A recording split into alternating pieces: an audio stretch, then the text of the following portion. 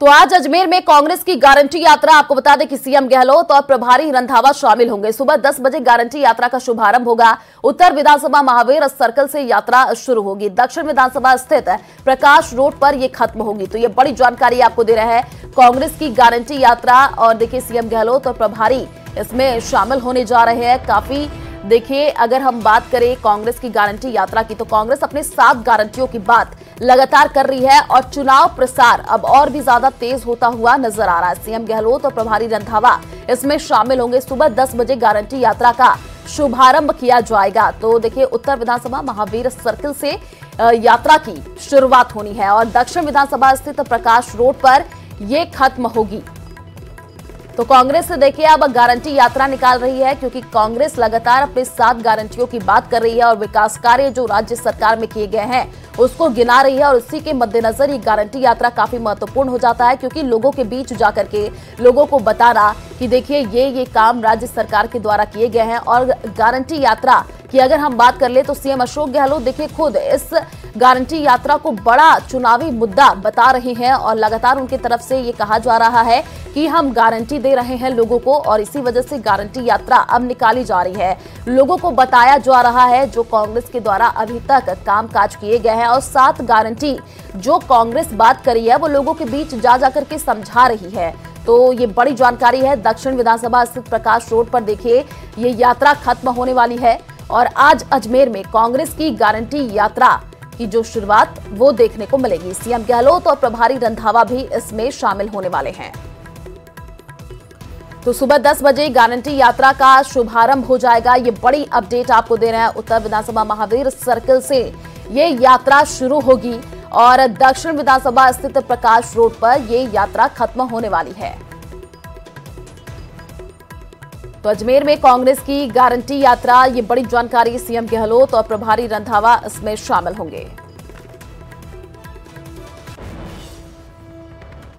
जयपुर से बड़ी जानकारी आपको दे दें, प्रदेश में मतदान की तैयारी जोरों पर है। होम वोटिंग का आज दूसरा दिन है। सामान्य मतदान के लिए भी अब ईवीएम तैयार किए जा रहे हैं।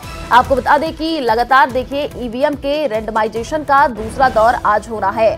तो अब होम जो वोटिंग है उसकी प्रक्रिया अब देखने को मिल रही है। कल भी हमने आपको तस्वीर दिखाई थी जब देखिए पहले चरण के लिए होम वोटिंग की शुरुआत हो चुकी थी और आज होम वोटिंग का दूसरा दिन है। सामान्य मतदान के लिए भी अब तैयारियां लगातार जारी है। ईवीएम के रैंडमाइजेशन का दूसरा दौर है आज।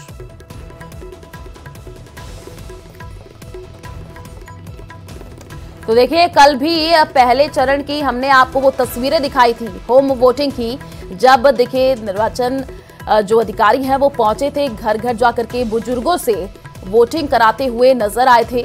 और आज दूसरा दिन है, आज भी वो तस्वीरें हम आपको दिखाएंगे जब जो है अधिकारी पहुंचेंगे और होम वोटिंग की प्रक्रिया नजर आएगी।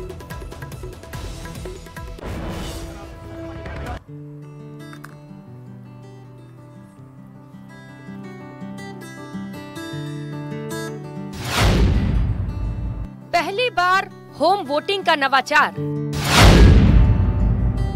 बुजुर्ग दिव्यांग करेंगे मताधिकार का इस्तेमाल। अगले 7 दिन तक पूरे प्रदेश में पोलिंग पार्टियां घूम घूम कर बुजुर्गों और दिव्यांग जनों को उनके मताधिकार का इस्तेमाल कराएंगी। प्रदेश में पहली बार पात्र मतदाताओं को ये अधिकार दिया गया है ताकि वो वोट देने से वंचित न रह जाएं। 2 चरण में पूरी होने वाली इस प्रक्रिया की शुरुआत हो चुकी है जो 21 नवंबर तक पूरी की जाएगी। पहला चरण 14 नवंबर से 20 नवंबर तक चलेगा, जबकि दूसरा चरण 20 नवंबर से 21 नवंबर तक पूरा कराया जाएगा। प्रदेश में विकल्प के तौर पर 62,927 पात्र मतदाताओं ने आवेदन किया है। पिछले 30 साल से उन्होंने वोटिंग नहीं करी है। उनके बेटे ने बताया कि वो उनका जब से जन्म हुआ तब से उन्होंने देखा नहीं कभी इन्होंने वोट दिया। किसी भी तरह का वोट उन्होंने, चाहे विधानसभा का हो, चाहे लोकसभा का हो, चाहे लोकल बॉडीज का हो, किसी में भी वोट नहीं दिया। इलेक्शन कमीशन की इस पहल के कारण आज वो मतदान करने में सक्षम हो रहे हैं और मेरे सामने उन्होंने कहा है कि इलेक्शन कमीशन को बहुत बहुत धन्यवाद कि वो अपने मताधिकार का इस सुविधा के कारण उपयोग कर पा रहे हैं। होम वोटिंग के तहत अगले 7 दिन बैलेट पेपर के जरिए 80 साल या उससे ज्यादा के उम्र के बुजुर्ग और दिव्यांग को वोटिंग कराई जाएगी। हालांकि वोट वही मतदाता डाल सकेंगे जिसने 20 अक्टूबर से 4 नवंबर के बीच चुनाव आयोग को फॉर्म 12D भर कर दिए थे।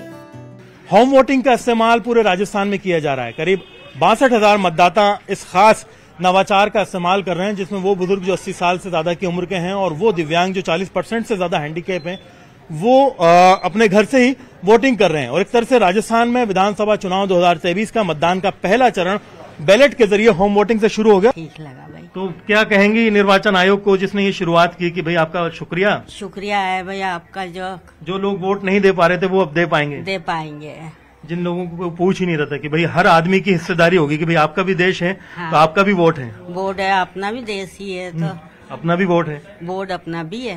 तो आपने दिया जिम्मेदारी से, मजा आया। टीम का कैसा लगा बर्ताव? ठीक लगा भाई। अच्छे लगे? बच्चों की तरह बातचीत की आपसे? नहीं, अच्छे लगे। मुख्य निर्वाचन अधिकारी के मुताबिक होम वोटिंग के लिए प्रदेश में 80 से ज्यादा उम्र के तकरीबन 51,033 और 11,894 दिव्यांग मतदाताओं ने आवेदन किया है।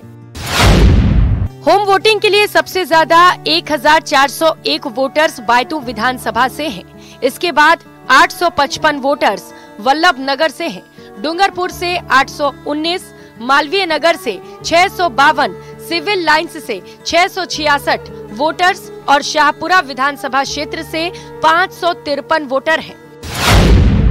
वहीं प्रदेश में सबसे कम करौली विधानसभा क्षेत्र से 15 वोटर, इसके बाद पिपलदा से 65, हिंडोली से 81 और तिजारा से 109 वोटर हैं, जिन्होंने होम वोटिंग के लिए अप्लाई किया है।